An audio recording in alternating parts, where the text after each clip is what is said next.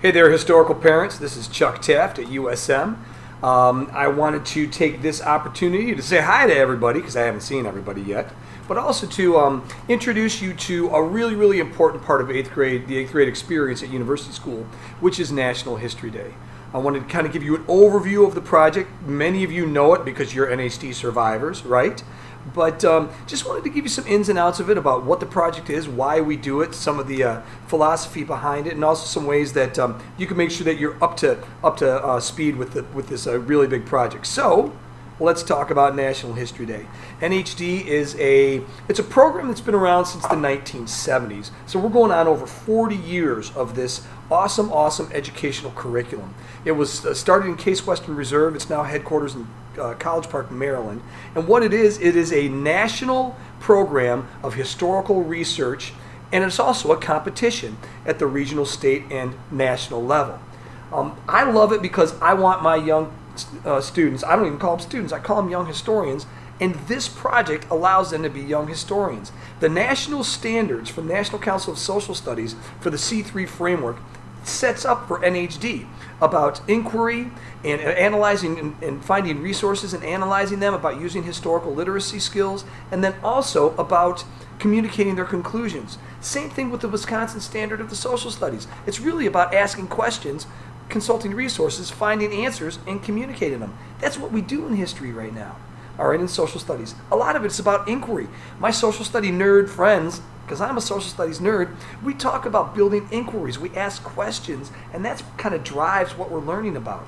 We want kids to be able to think like historians. We don't want them to be able to memorize dates or places or things like that. They can ask their phone for that. We want them to know about cause and effect. We want them to look at change and continuity across time. We want them to look at turning points in history. We want them to look at history through different perspectives. And my most important thing, we want them to use the past in order to understand the present. And that's what we can do with National History Day. So it's a fantastic program. About over 500,000 students are going to do it across the nation this year, and over 500,000 will probably do it in Wisconsin. And hopefully our young historians are going to be these guys and gals who get a medal for making it out of the state competition to the national competition. Now, every year, National History Day is really centered on a theme. And our theme this year is communication in history, the key to understanding. Every person that's doing National History Day is going to do a different project on a different topic, but they all have to relate to this theme of communication. And so your student, your historian, is going to come up with some topic in history that deals with the transfer of information, thoughts, and ideas, and how it had an impact in understanding or misunderstanding in history. They have a theme sheet that they're reading right now, and then we'll talk about picking a topic a little later, but that's what their topic is going to be about, communication. They're going to then develop questions about that topic and plan out their investigation, kind of thinking about what are the best resources I can get.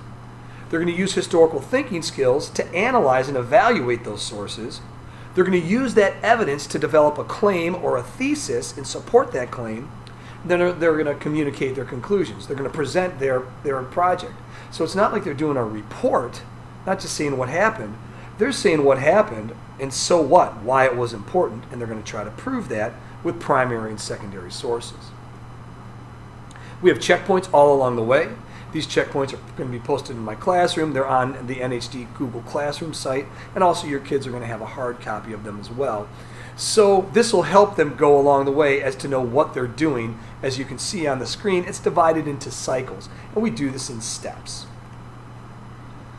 Once they're done with their research, they're going to develop their project, which could be a museum-type exhibit, a historical research paper, a historical website, a sort of a History Channel-like documentary, or a single or group performance that talks about history that they write and perform themselves. Any way they do it, the research is going to be the same. It's going to be based on heavy primary and secondary source use. And then they're going to create these, and that's what we're going to see when we're all done. They are going to be assessed throughout the process by hitting the checkpoints, and I'm going to give them feedback as they go along. They're also going to be assessed on their project. They're going to give their project to me in February, and then I'm going to return it to them with feedback, and they can make it better. They can improve it. That growth mindset that we're trying to push. That's what this is all about as well. Making their learning and improving their learning, making it better, making their work better. And then they're also going to self-assess. This is all going to be scrunched into that word I don't like, a grade, and that's going to be standing alone on their report card by the end of the year. They're going to have semester 1, semester 2, and then in the middle, NHD, a demonstration of learning. You're going to see these projects hopefully in person on February 4th. It might be with masks on, it might be with masks off, it might be virtual, we don't know. But this is when I'm really planning on doing the NHD Showcase, which is Thursday, February 4th. That's when the project is due. Many of you have gone to this event in the past, and I think those of you that have done it will back me up. You go to this event, and for 2 hours, after 2 hours, you walk away saying, oh my gosh, I can't believe how much I learned, and oh my gosh, I can't believe how great these young historians did with their projects. It's really, really impressive. From there is a regional competition at the University of Wisconsin-Milwaukee. It happens February 27th, 2021. We don't know if it's going to be virtual or if it's going to be face-to-face. We're still not sure. But hopefully it's face-to-face because you can see those smiling faces. They're just really happy about history. They present their projects and they compete against the best of the best from the Milwaukee area. From there, the judges will determine, it's not Taft anymore, it's judges will determine if they go to the state competition, which is in Madison in April. State competition, you got the best of the best in the state of Wisconsin, and we're a pretty heavy NHD state. The state competition, they again presented to different judges, and they've made improvements for their projects. Right now, their projects are polished. These things are amazing. And from there, they might be able to win an award, like my friends on the right, or they might go to the national competition, like my friends on the left did. That national competition is in College Park, Maryland in June. We've had great success at the national competition. Just last year, the virtual competition, 2 of our students won awards, one a U.S. Constitution Award and one an Asian American History Prize. They came with cash money. Up top there, you might recognize Lillian Jockman, sibling of a current young historian. She came in 2nd place in the entire nation a couple years ago. You might recognize down on the bottom Max and Ronan Morrow Farrell, sib of a current young historian. They won the Irish American History Project 2 years ago, and they got either a cash prize or 2 round-trip tickets to Ireland. What? History pays. And on the right there, I always point out Lexi Vanden Heuvel. 9 years ago, she came in 1st in the nation out of all middle schoolers that did NHD. 1st in the nation for her documentary on Florence Nightingale, which has been used by the Marquette University Nursing School. That's pretty cool stuff, right? So, whatever the case, it's not just a project for a grade. It's not just a project for parents to see. It's a project for a competition. That's why I love it. Other people will see their research. It's amazing. And you can ask all of your students, how can they actually change history? I give them an example in class. Now, why do we do this? Well, I can give you a bazillion reasons, but let me give you some stats because I know a lot of us like data, right? This is what NHD has found. They have done kind of a pretty big statistical investigation. And in each of these areas on the left of this graph, NHD students outperform their peers who do not do NHD. And these are things we really want our students, our learners, right, to be able to do and to have the capability of doing. Also, I ask students every year, they feel beyond the shadow of a doubt that their writing skills improve. They feel that their organizational skills improve. They feel they get enough guidance. They do predominantly feel that they do their best. And my favorite stat, they think the project is valuable. So if they think the project is valuable, we're going to do it. Of course, they think it's valuable when it's over, but it is a great project, and it's really not because of me. It's because of the curriculum and because of my young historians. Now, they have 3 big decisions to make. They got to come up with a topic.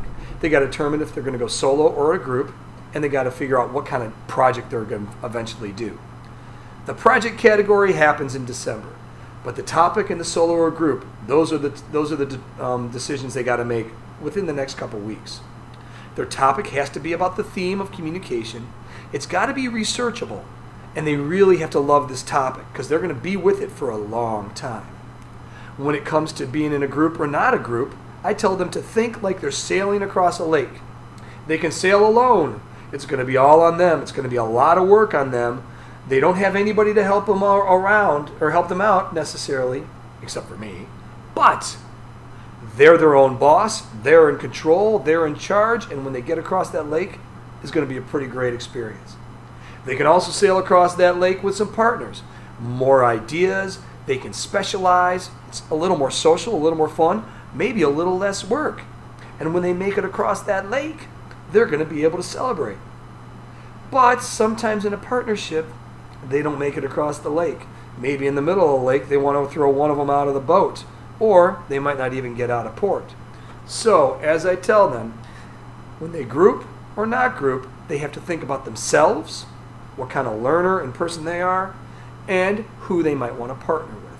They can partner with anybody in the 8th grade, and usually we do groups of 2 or 3. We have had some successful groups of 4, but those sometimes don't always work out. So talk to your students about that. Again, we do this in steps. That makes it a whole lot easier.